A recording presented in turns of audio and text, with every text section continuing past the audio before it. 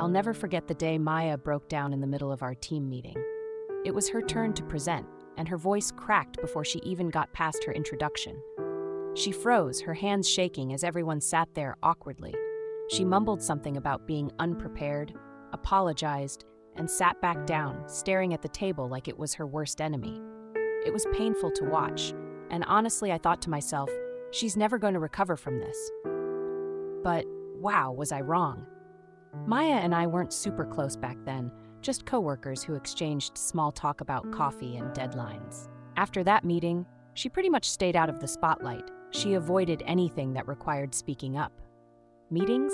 Silent. Group work? Minimal participation. She just shrank into herself. It was clear she wasn't confident, but I never knew how deep her fear ran until one lunch break.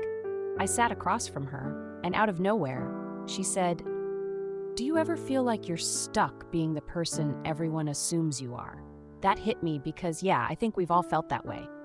She told me how she'd been terrified of being judged her whole life. "I don't even think people see me. They just see my mistakes," she said. I don't know what possessed me, but I told her, "What if you just decided to prove yourself wrong instead of everyone else? Just one little thing at a time." She didn't say much, but I could see the wheels turning. Fast forward to a couple of months later, and I noticed small changes. She started volunteering to take notes during meetings, which may not sound like much, but it forced her to speak up. She also signed up for a public speaking workshop. I couldn't believe it. The Maya, voluntarily learning to speak in front of people?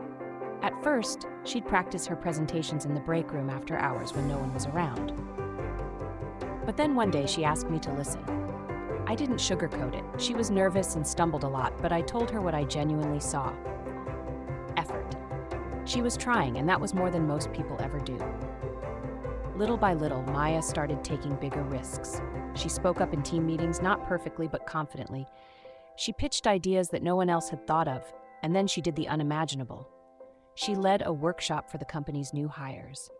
Watching her speak to that group, calm and self-assured, made me tear up a little. Not that I'd ever admit it to her. The best part? It wasn't just about work. Maya started owning who she was. She said yes to things she'd avoided for years, taking dance classes, going on solo trips, and even dating again. She told me once, "I realized it's not about being fearless. It's about being scared and doing it anyway." Now she's that person everyone looks to for advice and inspiration. When someone's nervous or unsure, Maya's the first to step in and say, "I've been there. Trust me, you've got this." I still think about the Maya from that first meeting, the one who froze, terrified of being seen, and compare her to the Maya now. She's proof that you don't have to change overnight or be perfect to build confidence. You just need to start. If she could do it, I think anyone can.